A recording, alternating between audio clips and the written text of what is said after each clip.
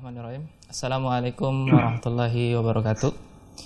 Innal hamdalillah nahmaduhu wa nasta'inuhu wa nastaghfiruh wa na'udzu billahi min syururi anfusina wa min sayyiati a'malina. Man yahdihillahu fala mudhillalah wa man yudlil fala hadiyalah. Asyhadu an la ilaha illallah wahdahu la syarikalah wa asyhadu anna Muhammadan abduhu wa rasuluhu la nabiyya ba'dah. Salat dan salam semoga senantiasa kita curahkan kepada Nabi Muhammad sallallahu alaihi wasallam beserta para keluarga, para sahabat dan orang-orang yang senantiasa berjalan di bawah naungan sunnah beliau hingga hari kiamat kelak insyaallah.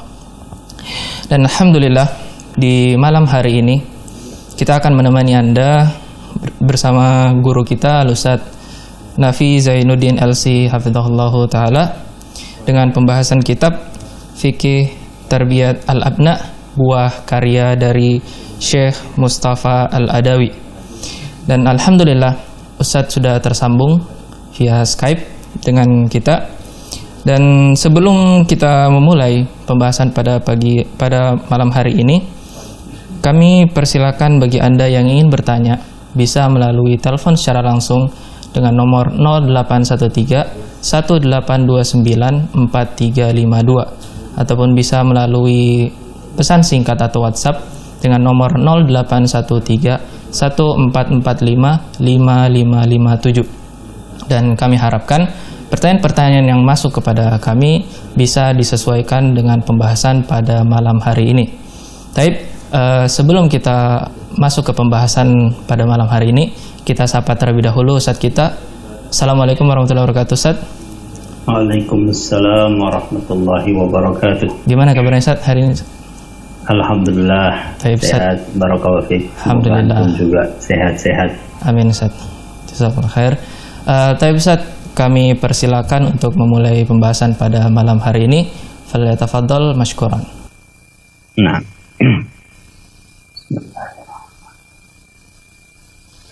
Assalamualaikum warahmatullahi wabarakatuh. Innal hamdalillah nahmaduhu wa nasta'inuhu wa nastaghfiruh wa na'udzu billahi min syururi anfusina wa sayyiati a'malina.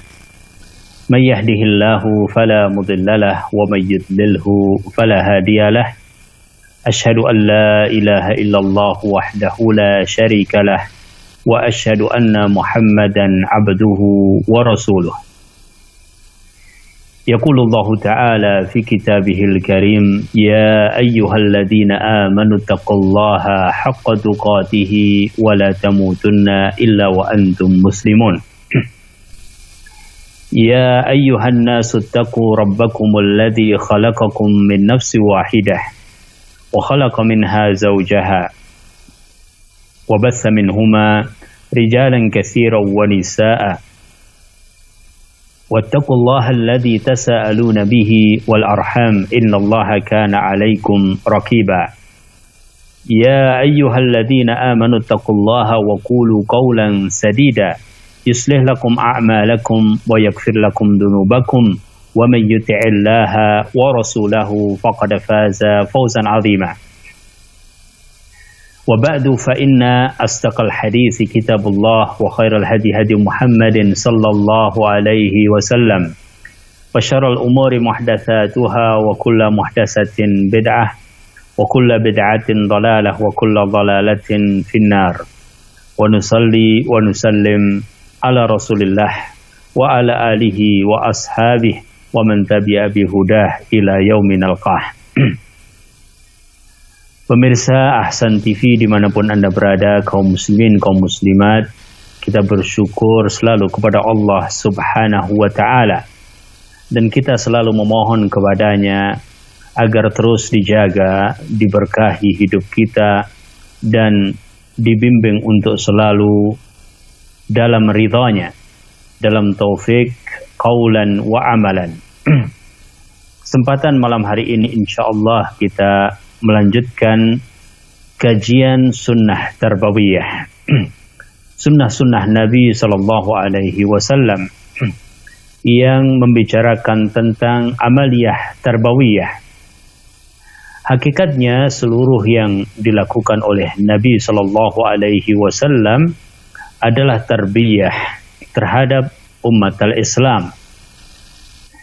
Dan kita berusaha untuk mengikuti apa yang dilakukan oleh Nabi Shallallahu Alaihi Wasallam.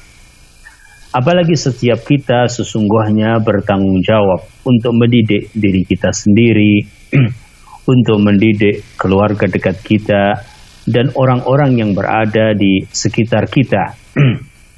Malam hari ini insya Allah sedikit kita berbicara tentang sebagian sifat seorang pendidik. Jika kita berbicara masalah sifat-sifat ini, tentu karena sifat seorang pendidik berpengaruh kepada orang-orang yang berada di dalam pendidikannya. Adapun hidayah taufik adalah dari Allah Subhanahu wa Ta'ala, sedangkan kita berusaha sebagaimana yang ada di dalam literatur kita terhadap apa yang dilakukan oleh Nabi Shallallahu Alaihi Wasallam, karena beliau adalah sebaik-baik seorang pendidik. Di dalam pembahasan umum sering dikaitkan dengan sifat-sifat pendidik ini, ada yang berkaitan dengan sifat-sifat pribadi, ada yang berkaitan dengan sifat-sifat profesional seorang pendidik, ada yang berkaitan dengan sifat-sifat sosial, dan ada yang berkaitan dengan sifat-sifat yang berhubungan dengan cara menyampaikan materi-materi tarbiyah atau materi-materi pendidikan. Sebagian membaginya ke dalam dua garis besar, yaitu sifat saksiyah dan sifat mihaniyah. Sifat saksiyah artinya yang berkaitan dengan kepribadian seseorang, sedangkan sifat mihaniyah adalah yang berkaitan dengan keterampilan seseorang atau seorang pendidik, muallim, murabbi, mudarris, di dalam menyampaikan apa yang ingin disampaikan kepada para peserta didik.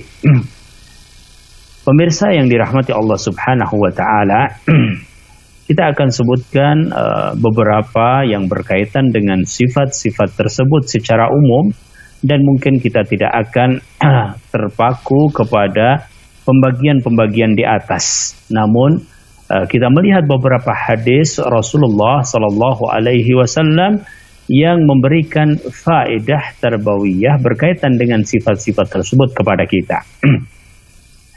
Sifat yang pertama, setelah ikhlas kepada Allah Subhanahu wa Ta'ala, hendaklah seorang pendidik mempunyai sifat al-hilmu wal anatu, yaitu sifat bijaksana, sifat tenang, sifat lembut, sifat tidak tergesa-gesa. Sebagaimana Rasulullah Sallallahu Alaihi Wasallam memuji kedua sifat ini pada seorang sahabat. Beliau adalah Ashaj Abdul Qais. Suatu hari Rasulullah Sallallahu Alaihi Wasallam, sebagaimana riwayat Abdullah ibn Abbas radhiyallahu taala anhuma mengatakan kepada Ashaj Abdul Qais, "Inna fika khoslataini yuhibbuhumallahu, al-hilmu wal anatu." Sesungguhnya engkau, wahai Ashaj, mempunyai dua sifat yang dicintai oleh Allah Subhanahu wa Ta'ala, yaitu al-hilmu wal anatu, sifat lembut, bijak, dan tidak tergesa-gesa.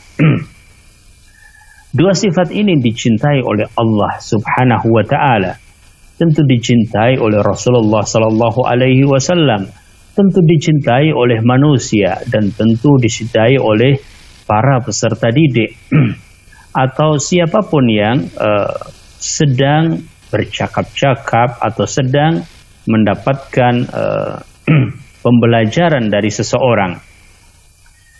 Asad bertanya kepada Rasulullah Sallallahu Alaihi Wasallam, "Ya Rasulullah, ahuma khuluqani jabalan radhiyallahu alaihima am atahalla bihima?"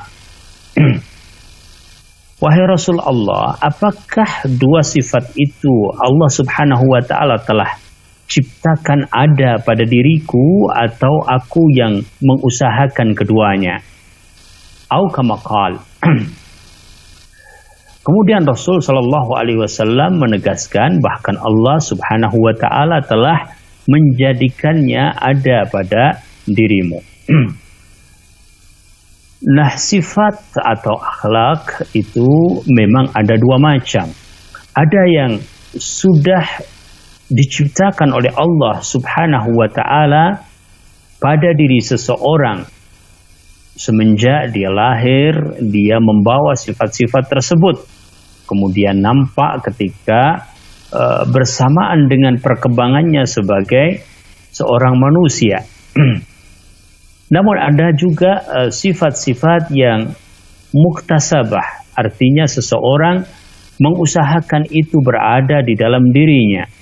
Dia melatihnya, kemudian dengan taufik Allah Subhanahu Wa Taala Allah berikan kepada orang tersebut. Bahkan kedua sifat ini kalau kita perhatikan ada pada para al-anbiya dan rusul, dan juga nampak jelas sekali pada Nabi kita Muhammad Sallallahu Alaihi Wasallam. Adalah sebuah kisah yang sangat masyhur yang kita tahu bagaimana seorang Badui yang masuk ke dalam masjid Rasulullah Sallallahu Alaihi Wasallam dan tiba-tiba dia buang hajat kecilnya di masjid, sehingga para sahabat pun dibuat marah oleh tingkah laku tersebut, ya, hingga ingin memukuli orang itu. Namun Rasulullah Sallallahu Alaihi Wasallam mengatakan, da'uhu, biarkan dia.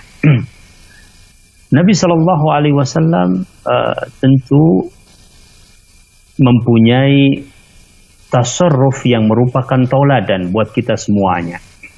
Sikap yang merupakan tauladan dalam kisah tersebut Nabi Sallallahu Alaihi Wasallam betapa menunjukkan kepada kita untuk menyelesaikan sebuah masalah tidak cukup dengan hanya meyakini kebenarannya, dengan hanya semangat yang ada di dalam jiwa seseorang, tetapi harus ada sebuah sifat yang dilakukan sehingga yakin bahwa apa yang nanti timbul darinya itu merupakan sikap tarbawi, merupakan mauqif yang mendidik. Maka Rasulullah Shallallahu Alaihi Wasallam menunjukkan kepada para sahabat, dan banyak sekali kita dapatkan sikap-sikap yang seperti ini pada diri Rasul Shallallahu Alaihi Wasallam. Ya. Seorang sahabat yang mempersaksikan kepada kita, ya, wallahi ma syatamani wa ma darabani, ya. Demi Allah, Rasul Shallallahu Alaihi Wasallam tidak mencelaku, ya, tidak memukulku, ya. Kemudian Rasul Shallallahu Alaihi Wasallam justru ya menggunakan momen tersebut untuk memperbaiki seorang sahabat yang berbuat salah di dalam mauqif salat, ya. Nabi Shallallahu Alaihi Wasallam adalah contoh terbaik di dalam hal ini. Ketika beliau mendapati berbagai sifat manusia di dalam dakwah beliau, maka demikian pula seorang guru ketika mendidik anak-anak didiknya, dia akan mendapatkan latar belakang yang sangat berbeda-beda. Ada di antara mereka yang mungkin sifatnya adalah ghadub, ya, yaitu cepat marah. Ada di antara mereka mungkin yang banyak sekali tingkah lakunya, gerak-geriknya. Ada di antara mereka yang susah berbicara, ada di antara mereka yang susah menghafal, dan seterusnya. Rasulullah Shallallahu Alaihi Wasallam menegaskan dan juga dibuktikan dengan berbagai mauqif beliau bahwa al-hilmu wal anatu adalah sesuatu yang sangat bermanfaat, ya. Berapa banyak sahabat-sahabat yang datang kepada Rasulullah Shallallahu Alaihi Wasallam dengan berbagai mauqif, ya, dengan berbagai sikap yang membuat sahabat-sahabat ingin mengerasinya, ingin melakukan sesuatu karena kemarahan para sahabat terhadap perbuatan orang-orang itu. Tapi Rasul Shallallahu Alaihi Wasallam menunjukkan bahwa yang paling penting adalah bukan memberikan sanksi kepada orang-orang itu, tetapi bagaimana bisa merubah perilaku mereka, bagaimana sikap yang dimunculkan oleh Rasulullah Shallallahu Alaihi Wasallam kemudian benar-benar membawa perubahan. Perubahan inilah yang sangat dikehendaki di dalam amaliyah tarbawiyah. Ada orang yang sudah baik bertambah menjadi baik, ada yang kurang baik menjadi baik, ya. Ada yang tidak baik kemudian lebih baik, dan seterusnya. Perubahan-perubahan inilah yang harus dilakukan oleh seorang guru terhadap anak didiknya, dan untuk itu sangat dibutuhkan sifat ini, yaitu sifat al-hilmu wal-anatu. Pemirsa yang dirahmati Allah Subhanahu wa taala, kemudian yang berikutnya, yang kedua adalah sifat yang mirip dengan sifat yang pertama, yaitu sikap yang bijak dan juga tidak tergesa-gesa, yaitu sikap lembut atau yang disebut dengan ar-rifqu. Pada dasarnya bermuamalah itu mengedepankan ar-rifqu, bahwa setiap orang, ya, ingin mendapatkan perlakuan yang lembut dari orang lain. Dan untuk itulah maka kita dapatkan di dalam syariat ar-rifqu adalah sesuatu yang sangat diagungkan, ya. Bahkan Rasul Shallallahu Alaihi Wasallam mengungkapkan bahwa sesuatu itu akan menjadi indah apabila dipoles dengan kelembutan. Sebaliknya, sesuatu itu akan menjadikan seseorang lari darinya ketika tidak ada ar-rifqu atau kelembutan padanya. Demikian juga dengan dakwah ilallah subhanahu wa ta'ala, dan juga tarbiyah, yaitu pendidikan, ya, sangat membutuhkan sifat yang kedua ini, yaitu sifat ar-rifqu.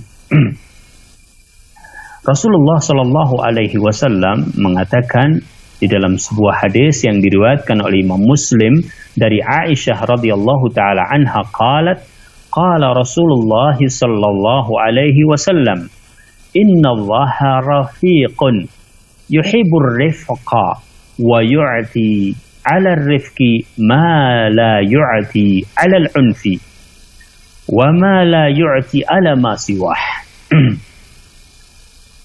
Nabi kita sallallahu alaihi wasallam, sebagaimana diceritakan oleh Aisyah radhiyallahu taala anha, sesungguhnya Allah rafiqa, Allah itu maha lembut, dan Allah yuhibbur rifqa, menyukai kelembutan, dan Allah memberikan dengan kelembutan itu sesuatu yang tidak diberikan pada sikap kasar, al-unfu, wa ma la yu'ti ala ma siwah, dan juga yang tidak diberikan oleh sifat-sifat yang lain.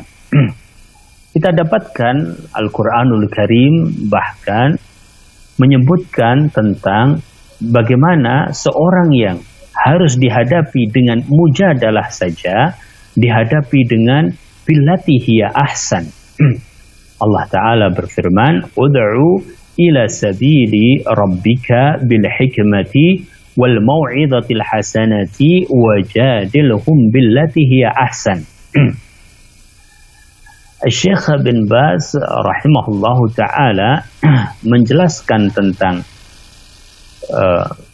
cara yang terakhir, yaitu mujadalah billati hiya ahsan. Itu artinya adalah mujadalah, akan tapi dibarengi dengan kesabaran dan dibarengi dengan sikap tidak kasar, ya. Bayangkan kita berada di dalam satu kondisi di mana orang yang kita hadapi adalah orang yang sudah tidak dihadapi dengan hikmah karena tidak bermanfaat hikmah baginya. Juga tidak dihadapi dengan mau'izah hasanah karena mau'izah hasanah juga sudah tidak bermanfaat baginya. Orang ini adalah orang yang dihadapi dengan mujadalah, ya, dengan melakukan perdebatan, ya. Namun Allah Subhanahu wa taala tetap memberikan qaid, yaitu tetap memberikan aturan, yaitu wajadilhum billati hiya ahsan. Berarti harus ada ar-rifqu pada posisi tersebut di saat orang harusnya mungkin terbawa kepada semangat atau hamasah untuk melakukan sesuatu yang sifatnya ghalabah terhadap lawan bicaranya. Akan tapi ternyata maksud untuk bisa menyampaikan kepada dirinya itu tetap harus dibarengi dengan sikap billati hiya ahsan, ya. Maka bertemulah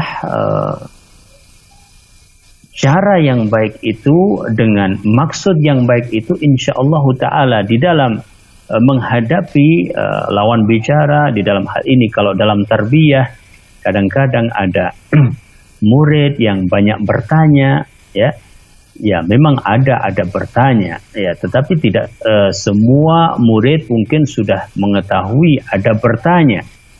Ada bertanya juga diatur di dalam Islam. Abdullah ibn Mas'ud radhiyallahu taala anhu meriwayatkan ketika bertanya kepada Rasulullah sallallahu alaihi wasallam, walau istazattuhu lazadani, dan kalau seandainya aku meminta tambahan penjelasan pertanyaan dan juga jawaban, lazadani, maka Rasul sallallahu alaihi wasallam pasti memberikan kepadaku. Meski demikian Abdullah bin Mas'ud menahan diri karena tidak ingin menyulitkan Rasul sallallahu alaihi wasallam, menyulitkan dalam arti mungkin Rasul sallallahu alaihi wasallam dalam keadaan capek, mungkin Rasul sallallahu alaihi wasallam punya hajah yang lain, maka itulah adab. Tapi tidak semua murid yang kita hadapi mempraktekkan hal tersebut, ya. Mungkin ada yang bahkan bertanya perkara-perkara yang tidak dibayangkan oleh seorang guru, ya. Bertanya tentang sesuatu yang bisa jadi guru juga tidak mengetahuinya, ya. Ada juga mungkin murid yang sampai kepada rupa mujadalah, ya. Maka di dalam hal ini tetaplah seorang guru harus mengedepankan ar-rifqu, karena pada dasarnya tujuan seorang guru adalah melakukan perubahan pada murid tersebut, ya. Menjadi ingat terhadap apa yang dikatakan oleh Al-Imam Asy-Syafi'i rahimahullahu ta'ala. Beliau juga banyak melakukan munadharah terhadap orang yang berbeda pendapat dengan beliau, tetapi beliau mengatakan, ya, waditu, aku ingin, lau yudhirullahu al-haqqa, ya, kalau Allah Subhanahu wa taala menampakkan kebenaran itu kepada lawan bicaraku, meskipun itu timbul dari lawan bicara Imam Syafi'i sendiri, ya. Tidak harus al-haq itu langsung nampak dari Imam Syafi'i, akan tapi bisa jadi al-haq itu justru nampak dari lawan bicara itu. Itulah tujuan daripada mujadalah ataupun munadharah yang dilakukan, yaitu mencari kebenaran. Begitupun seorang guru kadang-kadang dalam beberapa hal dilampaui oleh muridnya, mungkin dalam wawasan tertentu, dalam pengetahuan tertentu, ya. Ini tidak menjadikan seorang guru kemudian naik misalnya emosinya, kemudian berubah sikapnya, tidak. Tetaplah dia adalah seorang yang diminta untuk berbuat rafiq, lembut terhadap murid-muridnya. Nabi Shallallahu Alaihi Wasallam juga mengatakan di dalam hadis Bukhari dan Muslim, bahwasanya innallaha rafiqun yuhibbur rifqa fil amri kulli. Allah Subhanahu wa taala itu lembut dan menyukai kelembutan dalam seluruh perkaranya. Kemudian dalam riwayat Muslim, sesungguhnya kelembutan itu akan memperindah sesuatu, dan apabila ditarik dari sesuatu maka akan membuatnya tidak baik, ya, dan membuatnya kelihatan buruk dan juga kasar. Nah, pemirsa yang dirahmati Allah Subhanahu wa taala, kita dapatkan bahwasanya Rasulullah Shallallahu alaihi wasallam melakukan hal itu di berbagai kejadian. Di antara kejadian yang nampak jelas adalah ketika Rasulullah Shallallahu alaihi wasallam berada di masjid, ya, melakukan sholat, dan bersama beliau Shallallahu alaihi wasallam ada dua cucu beliau, yaitu Al Hasan dan Husain. Ya, bahkan naik di punggung Rasul Shallallahu alaihi wasallam. Maka dikatakan bahwasanya Rasulullah Shallallahu alaihi wasallam idza rafa'a ra'sahu akhadhahuma fawada'ahuma wada'an rafiqa. Ya. Nabi Shallallahu alaihi wasallam apabila mengangkat kepala beliau, jadi Nabi Shallallahu alaihi wasallam, ya, dalam keadaan misalnya ruku atau sujud, ya, mungkin kemudian pada riwayat itu dikatakan Hasan dan Husain berada di punggung Rasul Shallallahu alaihi wasallam. Maka apabila Rasul Shallallahu alaihi wasallam mengangkat kepala beliau, beliau mengangkat keduanya dahulu, ya, mengangkat Hasan dan juga Husain, fawada'ahuma wada'an rafiqa. Nabi Shallallahu alaihi wasallam meletakkan keduanya dengan lembut, ya. Kemudian Abu Hurairah radhiyallahu taala anhu yang menyaksikan itu, ya, setelah di luar sholat tentunya mengatakan kepada Rasul Shallallahu alaihi wasallam, ya Rasulullah, ala adhabu bihima ila ummihima. Wahai Rasulullah SAW, boleh saya bawa saja kedua cucu Anda ini kepada ibunya, yakni Fatimah. Rasul Shallallahu alaihi wasallam mengatakan la, ya. Sebagaimana diriwayatkan oleh Al-Hakim di dalam Mustadraknya, dan dikatakan oleh Al-Zahabi bahwa riwayat itu adalah riwayat yang sahih. Sikap-sikap yang seperti ini adalah sikap-sikap yang nyata dari Rasul Shallallahu alaihi wasallam dan timbul dari hati beliau yang sangat mulia. Ya. Hati yang dipenuhi kasih sayang terhadap manusia secara umum, kasih sayang terhadap sesama, kasih sayang yang nampak di dalam perilaku beliau adalah kasih sayang yang timbul dari al-qalbu as-salim, al-qalbu at-tayyib, ya. Demikian pula kita dapatkan beberapa riwayat yang menjelaskan pentingnya seseorang mempunyai sifat hati yang rahim, sifat hati yang sayang, ya. Kadang-kadang ada sebuah kejadian di mana seorang guru dibuat dalam tanda kutip sudah menyerah dari muridnya, ya. Karena muridnya melakukan sikap-sikap yang sudah dinasihati, sudah berusaha diperbaiki, ya, dilakukan pendekatan-pendekatan, bahkan mungkin juga didoakan, ya. Ternyata tidak juga berubah, ya. Nah, timbul dalam hati seorang pendidik misalnya, kemudian ya sudah, terserah saja, ya. Sikap yang seperti ini tentu adalah sikap yang kadang-kadang timbul dari seorang yang mendapatkan perlakuan yang sesungguhnya dia ingkari dan dia tidak perkirakan itu akan timbul. Tapi tetaplah kita berusaha untuk menjaga kondisi hati kita menjadi al-qalbur rahim, yaitu hati yang lembut. Sebagaimana Rasul Shallallahu Alaihi Wasallam menunjukkan kepada kita pada sikap-sikap tersebut. Ya. Dan janganlah kita kemudian juga melakukan perkara-perkara yang membuat mereka malah lari dari seorang guru. Ya.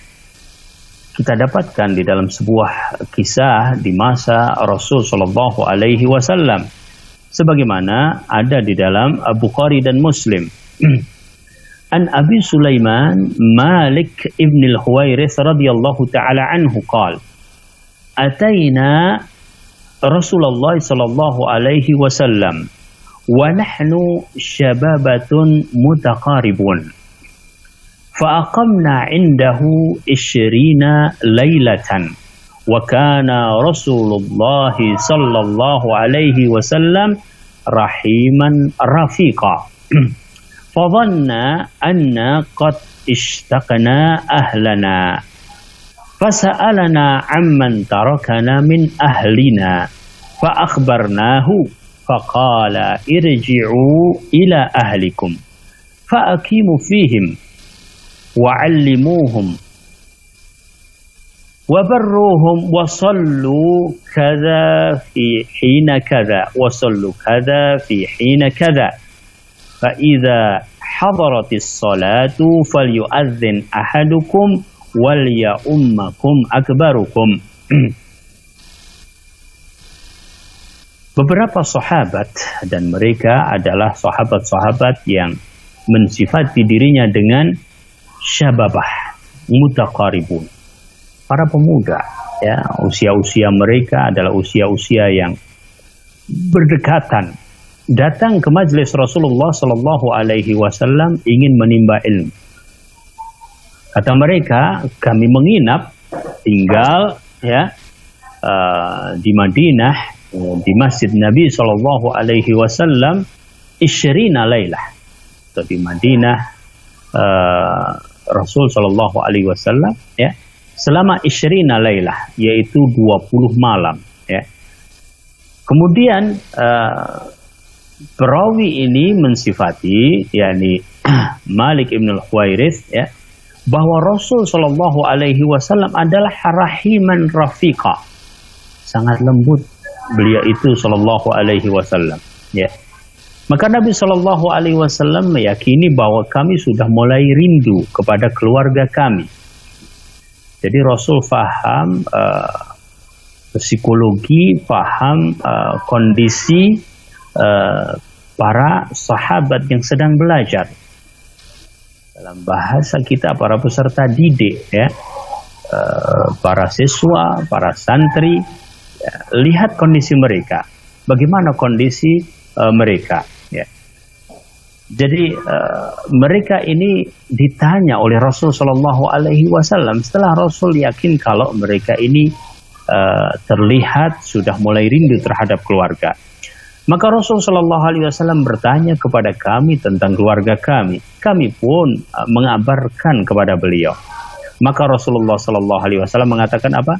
Irji'u ila ahlikum, fa'akimu fihim wa'allimuhum. Kalau begitu pulanglah kepada keluarga-keluarga kalian, tinggallah di tengah-tengah mereka dan ajarkanlah kepada mereka. Ya, Rasul Shallallahu Alaihi Wasallam memberikan kesempatan kepada para sahabat ini saat mereka ternyata sudah kelihatan rindu, dan bisa jadi itu nampak di dalam raut muka mereka, bisa jadi itu nampak di dalam sikap-sikap mereka, ya. Kadang guru cermat, ya, dia paham murid-muridnya. Kok ada murid yang kelihatannya tidak fokus, ada murid ini kayaknya kok bermasalah, murid ini biasanya bagus kok tidak bagus, ya. Itu adalah perhatian, dan Rasulullah Shallallahu Alaihi Wasallam menunjukkan sikap perhatian itu kepada para sahabat, ya. Kadang Rasulullah Shallallahu Alaihi Wasallam di majelis, kalau mendapatkan sahabat tidak kelihatan, maka Rasulullah SAW menanyakan, ya, kalau kita mengabsen mungkin tidak cukup kita mengabsen, kita ingin tahu kenapa ada siswa atau santri yang tidak masuk, apakah dia sakit, apakah dia izin, apakah dia ada masalah dan seterusnya. Itu adalah bagian dari usaha-usaha kita sebagai seorang guru memberikan perhatian, sebagaimana Rasul Shallallahu Alaihi Wasallam menunjukkan hal tersebut ketika mengajari para sahabat ridwanu alaihim ajmain. Dan tentu hal ini menjadikan murid, menjadikan para sahabat lebih bersemangat, ya, karena dalam waktu-waktu tertentu terkadang seorang murid atau seorang peserta didik atau bahkan orang-orang yang kita ajari dalam dakwah kita, ya, ada masalah yang perlu untuk dia diperhatikan di dalam masalah tersebut. Bagaimana materi pelajaran, bagaimana materi ilmu akan masuk ke dalam dia, sementara orang tersebut mungkin dalam kondisi masyghulul bal, tidak fokus dan pikirannya kemana-mana karena satu dan lain hal. Pemirsa yang dirahmati Allah, sikap berikutnya yang masih semakna dengan hal ini adalah yaitu sikap bahwa Rasul Shallallahu Alaihi Wasallam kadang-kadang memilihkan sesuatu yang bisa kita jadikan sebuah contoh, ya, yaitu apa? Rasul Shallallahu Alaihi Wasallam apabila dihadapkan pada dua perkara, beliau memilih yang lebih mudah, ya, selagi itu bukan perkara-perkara dosa. Ya, sebagaimana diriwayatkan dari Aisyah radhiyallahu taala anha, qalat ma khuyyira Rasulullah sallallahu alaihi wasallam baina amrayni qattu illa akhadha aisarahuma ma lam yakun isman. Ya. Tidaklah dipilihkan pada Rasul sallallahu alaihi wasallam antara dua perkara kecuali beliau akan memilih yang paling mudah di antara keduanya, ya, kecuali kalau perkara itu adalah perkara dosa. Fa in kana itsman kana ab'adan nasi minhu. Kalau itu adalah perkara dosa, maka itu adalah sesuatu yang sangat dijauhi oleh Rasulullah SAW. Rasulullah SAW adalah orang yang paling menjauhi perkara dosa. Dalam amalia tarbawiyah, baik di keluarga, ya, ataupun di sekolah, ya, kadang-kadang kita mendapatkan sesuatu yang harus kita lakukan. Ya. Bisa karena itu adalah sebuah pilihan cara belajar, bisa itu adalah karena sebuah sanksi terhadap tata tertib yang ditetapkan, ya. Bisa itu adalah sebuah target, ya, yang masuk akal bisa dicapai, ya. Ada berbagai pilihan dalam peristiwa-peristiwa itu, ya. Maka tidak mengapa seorang guru memilihkan sesuatu yang mudah akan tetapi tidak keluar dari tujuan, ya. Ada pilihan-pilihan yang jika kita perhatikan hadis Nabi Shallallahu Alaihi Wasallam ini, selama perkara-perkara itu adalah perkara-perkara yang mubah, yang memang kadang-kadang seorang siswa itu melihat kepada dirinya, ya, dan apa yang ada di dalam hatinya kadang-kadang apabila dipenuhi maka itu berefek positif baginya, ya. Sebagai contoh bahwasanya kita sedang melakukan sesuatu sesuai dengan tata tertib, ya, dan kita ingin menetapkan sebuah sanksi-sanksi yang edukatif, ya. Kita bisa bertanya kepada siswa kita, santri-santri kita, apa sebaiknya sanksi edukatif itu, ya. Maka akan timbul dari mereka mungkin usulan-usulan tertentu, ya. selama itu adalah hal yang baik, yang positif, yang insya Allah efektif terhadap ditaatinya aturan itu, dan apabila terjadi pelanggaran terhadap tata tertib itu, dia juga akan menjalani sanksi dengan kesadaran, maka kenapa kita tidak pilih itu? Ya, tidak harus kita yang menetapkan sanksi selagi tujuan kita bisa tercapai. Malam yakun esman, selama itu adalah bukan perkara-perkara dosa. Dan ini juga sebagai faedah tarbawiyah akan mendekatkan antara seorang pendidik insyaallah ta'ala dengan para siswanya, dengan para santrinya, ya. Karena dalam usia-usia tertentu mereka mungkin akan lebih efektif jika diajak untuk menentukan sesuatu, ya.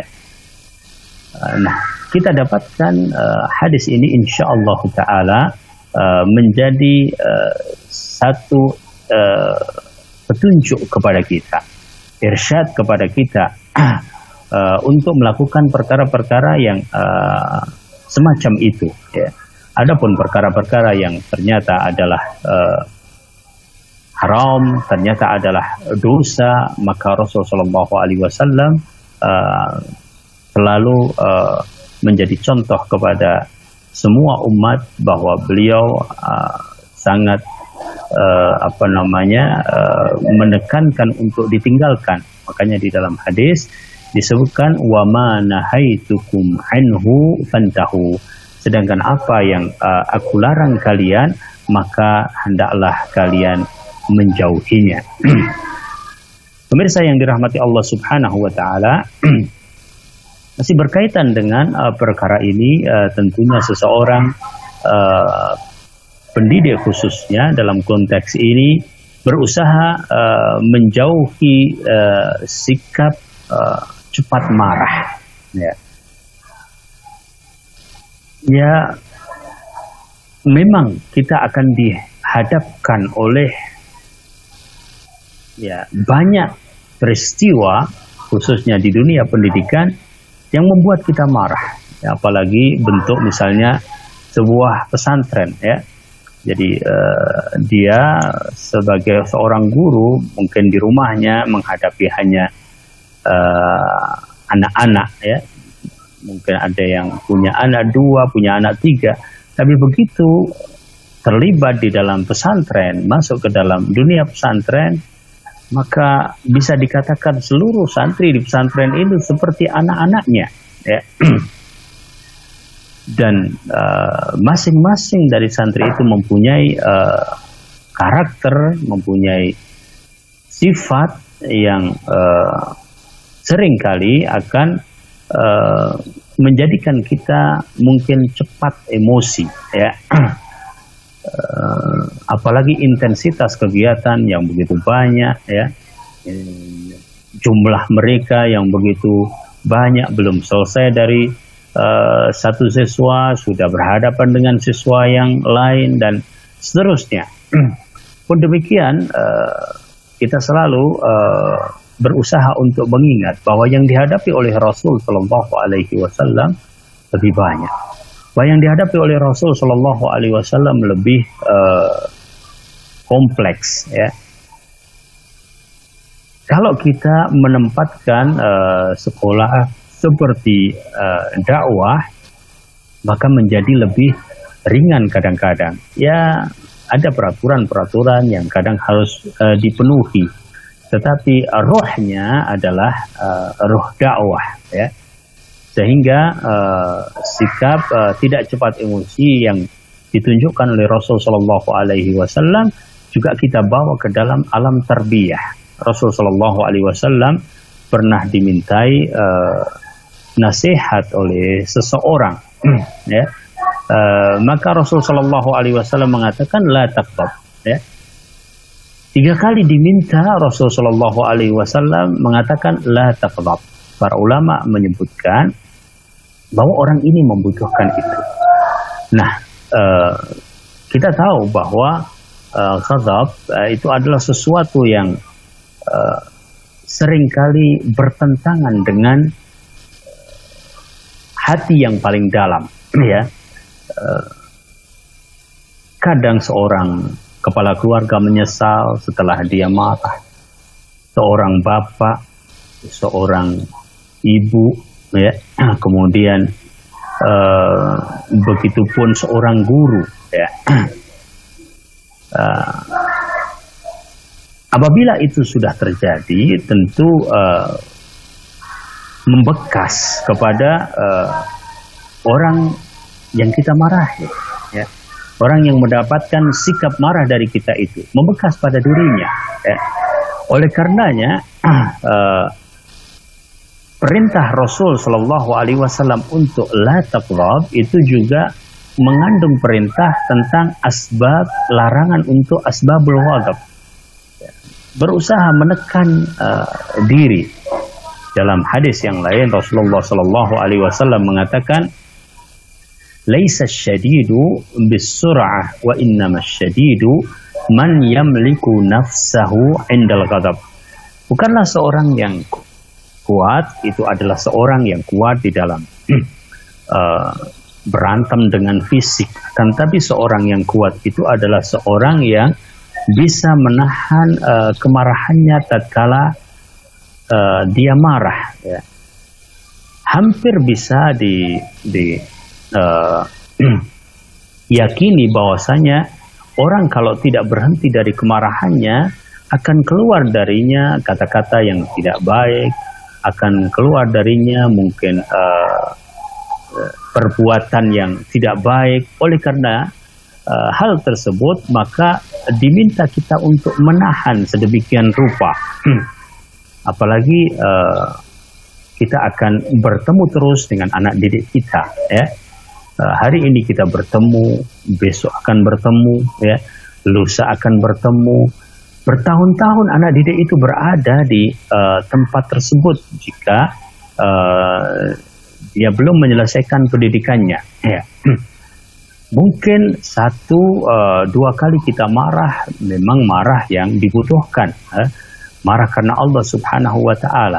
Tetapi untuk sikap-sikap yang umum di mana tidak membutuhkan kemarahan atau kemarahan itu justru akan kontraproduktif, maka tentu saja syariat menganjurkan kepada kita untuk menahan marah tersebut, dan itulah yang dicontohkan oleh Rasul Shallallahu Alaihi Wasallam kepada kita dalam rangka tarbiyah kepada umat ini, dan juga tentunya dalam rangka tarbiyah di dalam keluarga, tarbiyah di dalam sekolah, madrasah, bahkan Allah Subhanahu wa Ta'ala di dalam perkara sholat pun juga mengatakan demikian, ya. Wa'mur ahlaka bis-sholati wastabir 'alaiha. Dan perintahkanlah keluargamu untuk melakukan sholat dan sabarlah, ya. Sabarlah di dalam memerintahkan, ya, karena ya sangat dimungkinkan, ya, tidak sekali perintah kemudian akan terlaksana dengan baik. Allah Subhanahu wa Ta'ala menyuruh kita untuk bersabar. Kemudian yang berikutnya, pemirsa yang dirahmati Allah, bahwa di antara bentuk yang serupa dalam masalah ini adalah kita berusaha untuk i'tidal. Apa i'tidal? Yaitu bersikap pertengahan, ya, di dalam membebani sesuatu. Ya. Dan di sini penting untuk kita mengetahui kadar kemampuan, ya. Ada seorang yang misalnya di dalam menghafal mampu 3 lembar dalam sehari. Ada seorang yang di dalam menghafal Al-Quran hanya mampu 1 lembar dalam sehari. Ada seorang yang di dalam menghafal hanya mampu 1/2 lembar dalam sehari. Ada seorang yang diajari tahsin berbulan-bulan, dia tidak kunjung bisa, sehingga tidak memulai dalam hafalan, dan seterusnya. Nah, bersikap i'tidal adalah penting, ya, karena pembebanan yang di luar kemampuan akan menjadikan seseorang justru lemah dan seseorang semakin tidak mampu dan lambat. Ya. Kita berusaha untuk memberikan jalan. Sebuah contoh di masa Rasul Shallallahu Alaihi Wasallam adalah seorang yang harus lari dari jamaah sholat karena panjangnya imam di dalam membaca bacaan sholat. Sebagaimana riwayat dari Abi Mas'ud, yaitu sahabat Uqbah ibnu Amr ya, al-Badri radhiyallahu taala anhu, qala jaa rajulun ila Nabi sallallahu alaihi wasallam faqala inni la ata'akhkharu an salati subhi min ajli fulan mimma yutilu bina fama ra'aitu an-nabiy sallallahu alaihi wasallam ghadiba fi mau'izatin qat ashadda mimma ghadiba yawma idzin. Jadi Uqbah ibnu Amr al-Badri menceritakan ada seorang datang kepada Rasul Shallallahu Alaihi Wasallam dan mengatakan, sungguh aku ini akan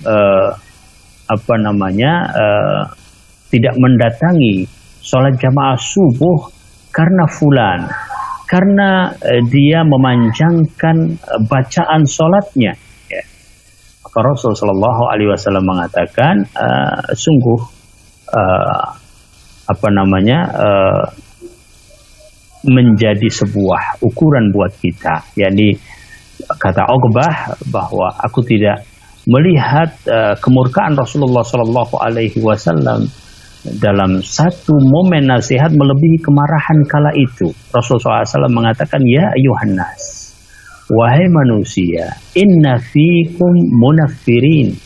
Ya, di antara kalian ini inna minkum munaffirin, di antara kalian ini ada orang-orang yang membuat orang berlari meninggalkan. Kenapa?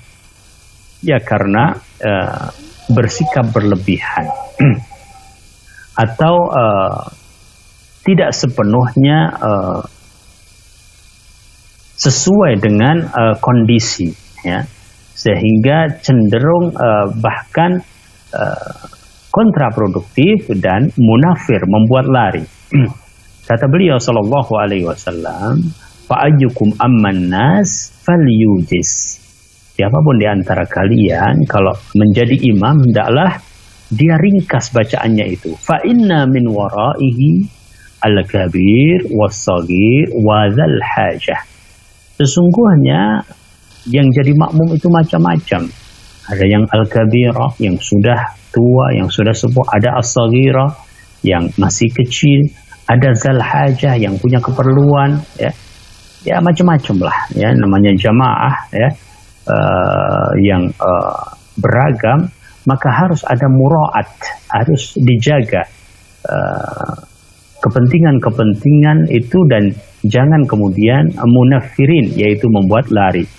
Hadis tersebut hadis yang diriwayatkan oleh Imam Al-Bukhari dan Imam Muslim. Pemirsa yang dirahmati Allah, itu diantara sifat-sifat yang kita bisa sampaikan pada malam hari ini. Tentu bukan akhir pembahasan berkaitan dengan sifat-sifat murabbi, karena masih banyak dan masih bisa dikembangkan ke dalam berbagai hal yang perlu kita mengerti bersama dan kita berusaha meneladaninya sebagai seorang pendidik. Namun karena waktu, itu yang insyaallah ta'ala bisa kita bahas pada kesempatan malam ini. Semoga Allah subhanahu wa ta'ala memberikan barokahnya. Aku qouli hadza, subhanakallahumma bihamdik, asyhadu an la ilaha illa anta, astaghfiruka wa atubu ilaik. Saya kembali ke studio Ahsan TV. Baik, jazakallahu khair kepada Ustadz yang telah memberikan ilmunya kepada kita semua. Tibalah saatnya kita membuka sesi tanya jawab. Kepada pemirsa yang ingin bertanya bisa melalui telepon secara langsung dengan nomor 081318294352 ataupun bagi para pemirsa yang ingin bertanya melalui pesan singkat atau WhatsApp bisa melalui nomor 0813 1445 5557. Dan insya Allah karena waktunya keterbatasan waktu, jadi kita akan langsung membacakan pertanyaan-pertanyaan, Ustaz. Pertanyaan pertama dari Ana Agustiawan dari Telaga Harapan Bekasi. Assalamualaikum, minta nasihatnya Ustadz, bagaimana mensikapi anak yang terlalu aktif, yang terkadang dengan keaktifan anak kita tersebut, kita sebagai seorang orang tua jadi kesal dan terkadang sampai marah dan berujung menyesal ketika sudah memarahi anak. Syukron. Nah, barakallahu fikum dan jazakallah khairan atas pertanyaan antum. Ya, secara madmuman, alhamdulillah, wassalatu wassalamu ala rasulillah, apa yang kita sampaikan juga mengarah kepada jawaban terhadap pertanyaan tersebut. Namun kita singgung sedikit tentang anak yang terlalu aktif, kadang disebut sebagai hiperaktif. Ya, itu memang salah satu sifat yang kadang ada pada anak. Dan masing-masing anak mempunyai kekhususan, dan itu insya Allah adalah bagian dari ujian orang tua untuk berusaha melakukan yang terbaik. Di antara ciri-ciri anak yang hiperaktif itu adalah susah untuk fokus dalam waktu yang lama. Yang kedua, anak yang hiperaktif itu selalu ingin berpindah dari satu perbuatan kepada perbuatan yang lain, satu pelajaran atau satu permainan kepada pelajaran dan permainan yang lain.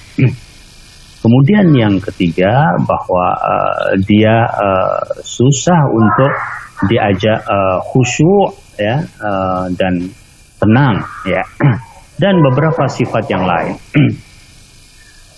Yang pertama, bahwa orang tua bagaimanapun di hadapan anak berusaha untuk menampilkan yang terbaik. Kenapa?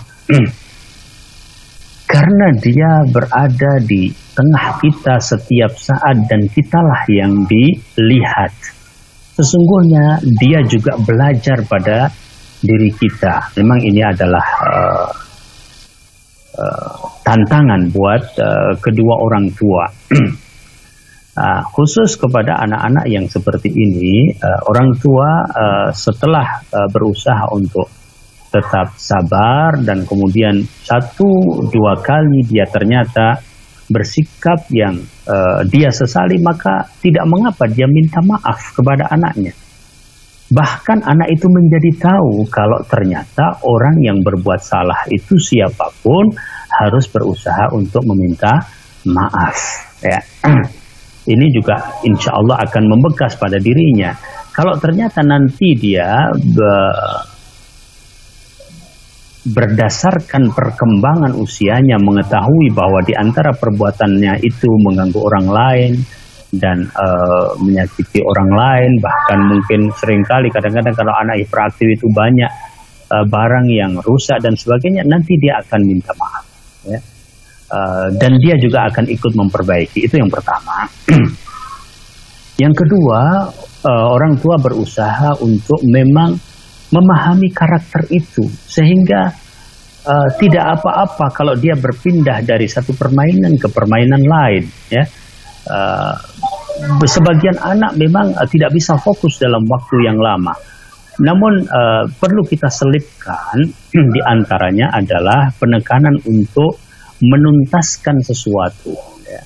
Kalau kita misalnya memberikan pekerjaan, ya jangan pekerjaan yang membutuhkan waktu yang lama, tapi kira-kira cepat, ya, dan biasakan untuk tuntas. Contoh sebuah permainan tuntaskan atau pekerjaan tuntaskan. Biasakan seperti itu kepada dirinya, menanamkan, ya, pelan-pelan bahwa sebaik-baik pekerjaan itu bukan banyaknya pekerjaan, akan tapi bagaimana tuntasnya pekerjaan atau sebuah permainan itu. Ya. Jadi dia akan terngiang-ngiang di dalam dirinya bahwa saya harus tuntas dulu baru saya pindah kepada permainan yang lain.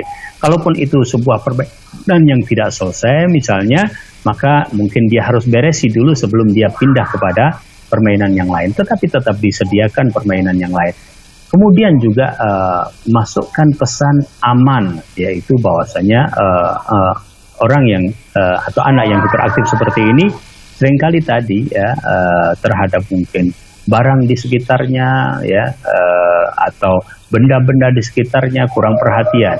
Kita masukkan kata-kata nak pastikan aman ya, aman kalau melakukan sesuatu, kalau berjalan, kalau berlari, kalau melakukan aktivitas ya, kadang-kadang jatuh dia dan sebagainya. Maka perlu kita masukkan kata-kata tersebut, yaitu pastikan aman ya. Sehingga dia membekas pada dirinya bahwa boleh dia melakukan apapun ya, tetapi pastikan bahwa apa yang dilakukannya itu adalah aman baik dirinya ataupun untuk orang lain. Yang ketiga, latihan khusyuk atau latihan fokus itu bisa juga dibina dengan beberapa hal yang kaitannya dengan amalan-amalan ibadah. Contoh baca Quran misalnya, kemudian saatnya puasa juga demikian, sholat jamaah dan sebagian. Artinya dia masuk ke dalam satu aturan-aturan tertentu sehingga dia paham bahwa segala sesuatu itu ada aturannya, bahkan kebiasaannya sehari-hari juga demikian. Waktunya dia harus mandi, waktunya dia harus tidur. Kalau tidur harus dimulai dengan membaca ayat tertentu dan berdoa. Ketika dia tahu pola kehidupan yang seperti ini, insya Allah lama kelamaan dia akan mengikuti. Wallahu ta'ala a'lam bishawab. Semoga bermanfaat untuk antum. Jazakumullah khair kepada Ustaz. Kami berikan kesempatan lagi kepada para pemirsa Ahsan TV. Bagi yang ingin menelpon secara langsung bisa melalui nomor 0813-1829-4352 ataupun bisa melalui pesan singkat atau WhatsApp dengan nomor 0813-1445-5557. Tapi sambil menunggu penelpon yang masuk, kita bacakan terlebih dahulu lagi pertanyaan-pertanyaan yang sudah lewat dari WhatsApp. Dari hamba Allah, Ustadz izin bertanya.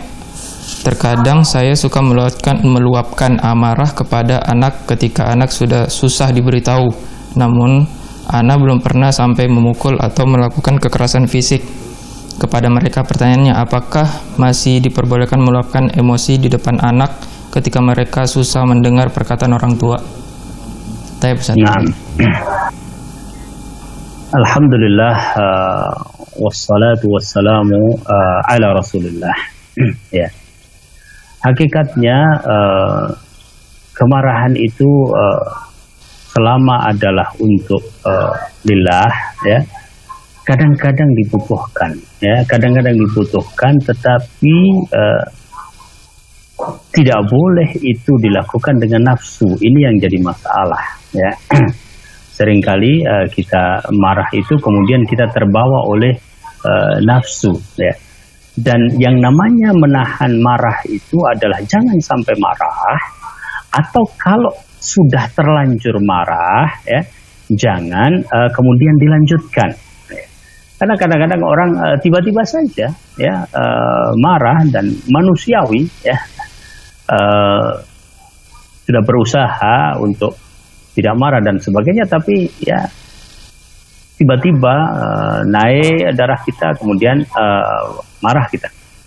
Ya, saya termasuk di antara yang pernah mendapatkan dari salah satu ustadz kami, guru kami, masya Allah ya, beliau cukup sabar ya, beliau satu hari marah kepada kami, namun kemudian beliau juga minta maaf kenapa saya harus marah. Beliau menjelaskan, nah selagi kemarahan kita itu adalah kemarahan yang memang dibutuhkan, kemudian kita bisa menjelaskan kenapa kita marah ya, pada tataran tersebut adalah sesekali mungkin terjadi dan bisa dimaklumi oleh mereka.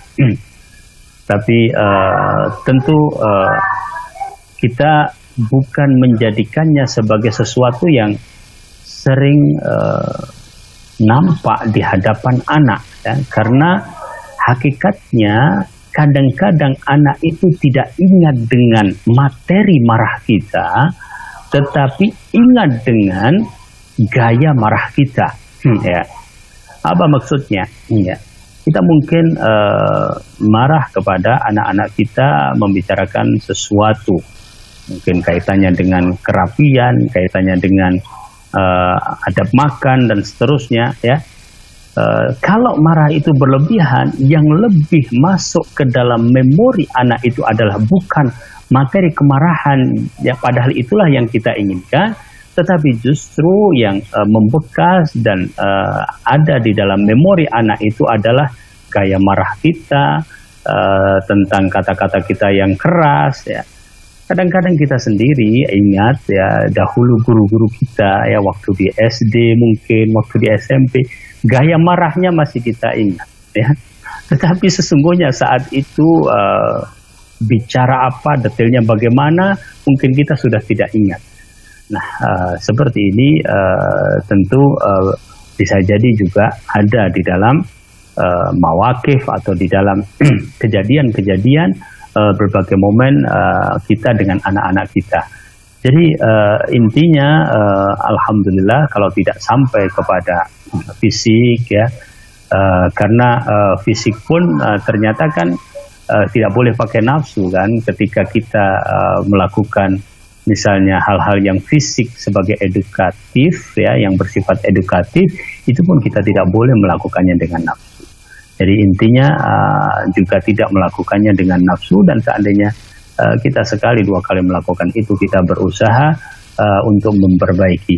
Dan kalau sering terlihat di hadapan anak-anak kita, pastilah anak-anak kita akan mengatakan bahwasanya orang tua kita, abah atau ummah adalah pemarah. Itu yang ada di dalam memori mereka. Wallahu ta'ala a'lam. Barakallahu. Baik, jazakumullah khair kepada Ustadz. Alhamdulillah. Pertanyaan terakhir yaitu penelpon yang masuk, kita angkat terlebih dahulu penelponnya. Assalamualaikum. Dengan siapa, dari mana Pak? Dari hamba Allah, dari Riau. Baik. Silakan Mbak. Saya mau bertanya, saya ini kan seorang pendidik, seorang guru. Jadi saya ingin bertanya, bagaimana cara kita menjadi seorang pendidik itu menghadapi anak-anak yang boleh katakan sifat dia itu, atau katakan nakal, tak boleh pula kan seorang pendidik itu. Bagaimana cara kita mendidik dia tu agar ada efek jerah supaya dia bisa dengan bicara kita tu bisa nurut lah gitu. Silakan. Nah, barakallahu fikum. Ya, alhamdulillah tadi juga penanya sudah mengatakan kita tidak boleh memberikan label nakal ya, misalnya kepada anak dan seterusnya.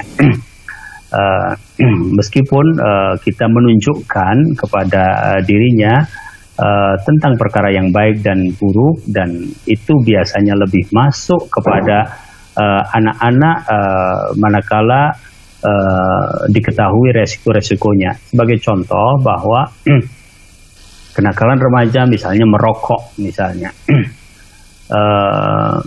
beberapa orang langsung bisa menerima bahkan tidak tergerak, kecuali apabila dikatakan bahwasanya itu haram, nah, maka dia langsung masuk. Tapi ada juga beberapa anak yang perlu adanya sebuah penjelasan. Disinilah maka tadi penting, sebagaimana ayat Allah Subhanahu Wa Taala, dia itu kira-kira masuk kategori yang mana ini? Masuk kategori yang dikasih tahu sekali selesai, ya, atau yang perlu ditakut-takuti, ini bahayanya begini dan sebagainya, ya. atau jenis yang perlu bahkan berdiskusi banyak dan sebagainya. Itu penting yang pertama. Kita mencoba untuk mengetahui dia ini jenis anak-anak yang seperti apa, insya Allah itu juga membantu Bapak ya. Kemudian yang kedua, bahwa kita sudah sampaikan pada pertemuan yang lalu, anak-anak yang dimaksud itu biasanya mungkin kalau ada istilah sampai mungkin kayak kenakalan dan sebagainya, mungkin sudah SMP atau SMA. Memang yang lebih efektif adalah mendekati mereka dengan cara persuasif ya. Kalau itu misalnya tidak bisa dilakukan oleh seorang guru, kadang ada jarak usia, kadang dan sebagainya, kita bisa minta tolong orang ya. Apalagi sebuah sekolah, kadang-kadang ada bagian BP-nya, ada wali kelasnya, ada anak-anak yang muda. Dalam rapat-rapat guru kadang itu harus dibahas ya. Bahwa ini ada anak 1, 2, 3, kira-kira yang tepat untuk menasihati anak ini siapa dan bagaimana ya, itu perlu juga dibicarakan di sekolah. Bisa jadi dia adalah anggota dari kelas Bapak misalnya, tetapi tidak harus juga Bapak yang memberikan nasihat ya. Bisa jadi melalui temannya, melalui orang lain, nasihat itu masuk. Kemudian yang berikutnya, memang anak-anak itu sebagaimana dikatakan di dalam sebuah nazam, asyababu wal faragu mafsadatun kulla mafsadah. Anak-anak remaja dengan kekosongan itu sudah sangat-sangat merusak ya. Oleh karenanya perlu banyak kegiatan-kegiatan positif. Kadang-kadang kita harus menselipkan nasihat itu melalui misalnya pelatih bola basket, melalui pelatih bola kaki, melalui kegiatan ekstrakurikuler. Kita titipkan pesan-pesan itu kepada mereka. Kadang-kadang pelatih-pelatih ini karena akrab dengan mereka lebih didengar ya daripada mungkin wali kelasnya secara langsung atau kepala sekolahnya ya. Jadi pendekatan itu perlu ditempuh, dan harus ada gerakan jamaah dari para pendidik ini dilakukan secara bersama-sama, termasuk di dalamnya sama-sama dimintakan untuk berdoa untuk anak-anak didik kita ya. Doa tentu saja adalah kekuatan yang sangat ampuh di dalam hal ini. Wallahu ta'ala a'lam. Bapak, semoga itu bisa memberikan sedikit manfaat, dan semoga Allah subhanahu wa ta'ala menolong kita semuanya selagi kita insya Allah bersama-sama berniat untuk memberikan kebaikan kepada anak didik kita semuanya. Wallahu ta'ala a'lam. Taib, jazakallahu khair pada Ustadz. Kita cukupkan sampai di sini pembahasan kita pada malam hari ini. Dan jazakallahu khair juga kepada para pemirsa Ahsan TV yang sudah menyaksikan acara pada malam hari ini. Dan kami mohon maaf kepada pemirsa karena ada beberapa pertanyaan yang belum kita bacakan karena keterbatasan waktu tentunya.